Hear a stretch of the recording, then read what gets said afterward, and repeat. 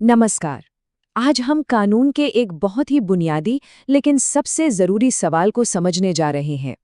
वो कौन सी चीज़ है जो एक आम वादे को कानूनी तौर पर एक मजबूत संविदा यानी कि एक कॉन्ट्रैक्ट में बदल देती है।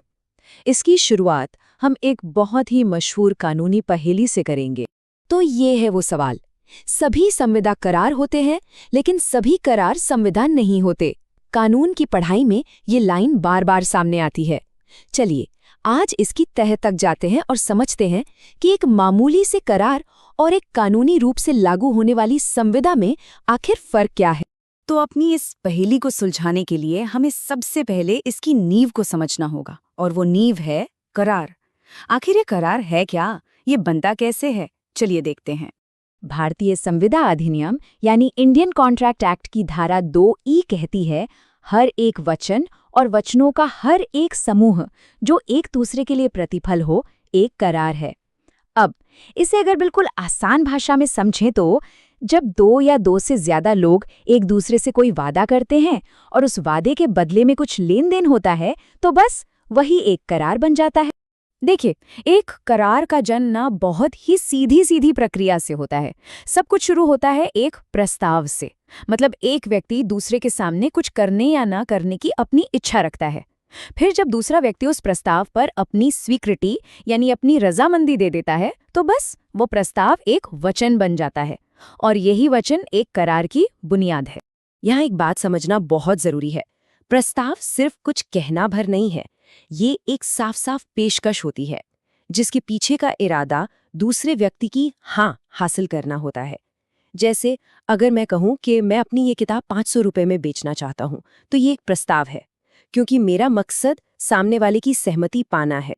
सर विलियम एंसन ने क्या खूब कहा है कि स्वीकृति का प्रस्ताव के लिए वही महत्व है जो बारूद से भरी गाड़ी के लिए एक जलती हुई माचिस की तीली का होता है। जरा सोचिए, बारूद तब तक शांत पड़ा रहता है जब तक उसे चिंगारी ना मिले। बिल्कुल वैसे ही एक प्रस्ताव भी तब तक बस एक प्रस्ताव है जब तक उसे स्वीकृति की चिंगारी नहीं मिलती, और जैसे ही स्वीकृति मिलती है एक धमाका होता है और वो निष्क्रिय प्रस्ताव एक सक्रिय वचन में बदल जाता है जिसके कानूनी नतीजे हो सकते हैं। तो ठीक है, एक करार तो बन गया, प्रस्ताव हुआ, स्वीकृति भी मिल गई, लेकिन वो कौन सा जादुई तत्व है, वो कौन सी खास चीज है जो इस आम से करार को एक संविदा का मजबूत दर्जा देती है? चलिए अब उस सबसे जरूरी हिस्से की ओर बढ़ते हैं। और वो जादुई तत्व है कानून द्वारा प्रवर्तनीयता, इन्फोर्सिबिलिटी बाय लॉ। यही वो शक्ति है जो एक साधारण वादे को कानूनी बंधन में बांध देती है। इसका मतलब बहुत सीधा है, अगर करार करने के बाद कोई भी पार्टी अपने वादे से पीछे हटती है, तो दूसरी पार्टी अदालत का दरवाजा खटखटा सकती है और उस वादे को पूरा करवा सकती है। तो समीकरण बिल्कुल साफ है। जब एक करार में कानून द्वारा लागू होने की शक्ति जुड़ जाती है, तब वो एक संविदा बन जाता है। मतलब एक संविदा एक ऐसा खास करार है जिसने कानून की परीक्षा पास कर ली है, और क्योंकि हर करार ये परीक्षा पास नहीं कर पाता, इसलिए हर करार संविदा नहीं होता।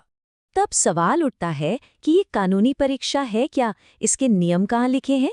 तो इसके लिए हमें देखना होगा भारतीय संविदा अधिनियम की धारा 10। ये धारा हमें वो पूरी चेकलिस्ट देती है जो एक करार को पूरा करना होता है एक वैध संविदा बनने के लिए। इस चेकलिस्ट में कई बहुत जरूरी शर्तें हैं। इनमें से कुछ मुख्य हैं। करार करने वाले पक्षकार सक्षम होने चाहिए, उनकी सहमति बिल्कुल स्वतंत्र होनी चाहिए, लेन देन यानी प्रतिफल और करार का उद्देश्य दोनों कानूनी होने चाहिए, और वो करार ऐसा नहीं होना चाहिए जिसे कानून ने पहले से ही शून्य यानी व्यर्थ घोषित कर रखा हो। चलिए अब इनमें से हर एक शर्त को थोड़ा गहराई से समझते हैं। पहली और सबसे जरूरी शर्त है पक्षकारों का सक्षम होना। कानून कहता है कि जो लोग संविदा कर रहे हैं उनमें उसे समझने की कानूनी क्षमता होनी चाहिए। इसके लिए 3 बातें जरूरी हैं। पहला, वो बालिग हों यानी उनकी उम्र 18 साल से ज्यादा हो। दूसरा, वो स्वस्थ चित्त के हों, मतलब अपने फैसले के नतीजों को समझने की हालत में हों। और तीसरा, उन्हें किसी और कानून ने संविदा करने से अयोग्य न ठहराया हो। इस नियम को समझने के लिए मोहरी बीबी बनाम धर्मोदास घोष का मामला सबसे बेहतरीन उदाहरण है। ये एक ऐतिहासिक केस है। इसमें अदालत ने ये साफ कर दिया कि किसी नाबालिग के साथ किया गया कोई भी करार वॉइड एब इनिशियो होता है। इसका मतलब है कि वो शुरुआत से ही शून्य है, मानो कभी बना ही न हो। कानून ऐसा इसलिए करता है ताकि नाबालिगों को ऐसे सौदों से बचाया जा सके जहां कोई उनका फायदा उठा सकता है। अगली शर्त है स्वतंत्र सहमति। देखिए, सहमति का मतलब सिर्फ हाँ कह देना नहीं होता। ये हाँ दिल से और बिना किसी बाहरी दबाव के आनी चाहिए। अगर किसी की सहमति डरा धमकाकर, किसी अनुचित प्रभाव से, धोखे से, कुछ गलत बताकर या किसी बड़ी भूल के तहत ली गई है, तो कानून उसे स्वतंत्र सहमति नहीं मानता। और इस बात को ये केस बहुत अच्छे से समझाता है। इसमें एक पति ने अपनी पत्नी और बेटी से एक दस्तावेज पर दस्तखत करवाने के लिए आत्महत्या करने की धमकी दी। अब यहाँ कोई मारपीट तो हुई नहीं, लेकिन अदालत ने माना कि ये धमकी भी उत्पीड़न यानी कोअर्जन के दायरे में आती है और इसलिए ये संविदा शून्यकरणीय यानी वॉइडेबल हो गई। शून्यकरणीय का मतलब है कि अब पत्नी के पास ये अधिकार था कि वो चाहे तो इस संविदा को माने या उसे रद्द कर दे। ये कानून उस पक्ष को ताकत देता है जिसकी मर्जी के खिलाफ सहमति ली गई हो। हम इस चेकलिस्ट की आखिरी कुछ जरूरी शर्तों पर पहुंचने वाले हैं। अगर ये विश्लेषण चीजों को समझने में मदद कर रहा है तो एक लाइक और सब्सक्राइब जरूर करें। इससे हमें ऐसी और सामग्री तैयार करने में बहुत मदद मिलती है। तीसरी बड़ी शर्त है वैधानिक प्रतिफल और उद्देश्य। सीधी सी बात है, कोई भी व्यक्ति किसी गैर कानूनी काम को करने के लिए एक वैध संविदा नहीं बना सकता। मतलब संविदा का उद्देश्य और उसमें होने वाला लेन देन दोनों ही कानून की नज़र में सही होने चाहिए। वो अनैतिक या लोक नीति के खिलाफ भी नहीं हो सकते। जैसे दो लोग मिलकर चोरी करने और फिर माल आधा आधा बांटने का करार नहीं कर सकते, क्योंकि उसका उद्देश्य ही गैर कानूनी है। कभी कभी ऐसा भी होता है कि एक करार में प्रस्ताव और स्वीकृति दोनों होते हैं, लेकिन फिर भी कानून उन्हें संविदा बनने की इजाजत नहीं देता। कानून कुछ खास तरह के करारों को सीधे सीधे अमान्य घोषित कर देता है। ये कुछ ऐसी श्रेणियां हैं जिन्हें कानून ने स्पष्ट रूप से शून्य घोषित किया है, अक्सर लोक नीति यानी पब्लिक पॉलिसी की वजह से, जैसे कि किसी की शादी में रुकावट डालने का करार या किसी को व्यापार करने से रोकने का करार। इसी तरह बाजी लगाने वाले करार या कोई ऐसा काम करने का करार जो नामुमकिन हो, ये सब शुरुआत से ही शून्य होते हैं। ये मामला दिखाता है कि कैसे एक बहुत बड़ी गलती या गलतफहमी एक वैध संविदा को बनने से ही रोक सकती है। यहाँ दो पार्टियों ने पियरलेस नाम के जहाज से आने वाली कपास का सौदा किया, लेकिन मजे की बात ये थी कि उस नाम के दो अलग अलग जहाज थे। एक पार्टी किसी और जहाज के बारे में सोच रही थी और दूसरे किसी और के। तो कानून की भाषा में यहाँ कंसेंसस एड इडम नहीं था, यानी दोनों पक्षों के दिमाग एक ही बात पर सहमत नहीं थे।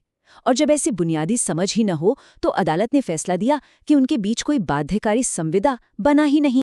तो चलिए अब पूरी कहानी का सार देखते हैं। करार यानी अग्रीमेंट एक बहुत बड़ा दायरा है। इसमें प्रस्ताव और स्वीकृति होती है, जैसे किसी दोस्त को खाने पर बुलाना। इससे हमेशा कानूनी जिम्मेदारी पैदा नहीं होती। वहीं दूसरी तरफ संविदा यानी कॉन्ट्रैक्ट एक खास तरह का करार है जिसमें कानून की ताकत होती है, जैसे घर बेचने का समझौता। एक वैध संविदा से हमेशा कानूनी अधिकार और दायित्व पैदा होते हैं। अगर इस विश्लेषण ने संविदा कानून को लेकर आपकी समझ को और साफ किया है, तो चैनल को लाइक और सब्सक्राइब करना न भूलें। आपके समर्थन से ही हमें ऐसे जटिल विषयों को आसान बनाने की प्रेरणा मिलती है। तो अंत में निष्कर्ष यही है, करार एक वचन है, लेकिन संविदा वो वचन है जिसकी रक्षा कानून करेगा। ये एक ऐसा करार है जो सक्षमता, स्वतंत्र सहमति और वैधता जैसी कड़ी परीक्षाओं से गुजर चुका है और जिसने खुद को एक कानूनी रूप से बाध्यकारी जिम्मेदारी में बदल लिया है। इसीलिए हर संविदा की शुरुआत एक करार से तो होती है, लेकिन सिर्फ कुछ चुने हुए करार ही संविदा बनने तक का सफर पूरा कर पाते हैं। और इसी के साथ हमारी वो शुरुआती पहेली भी सुलझ जाती है।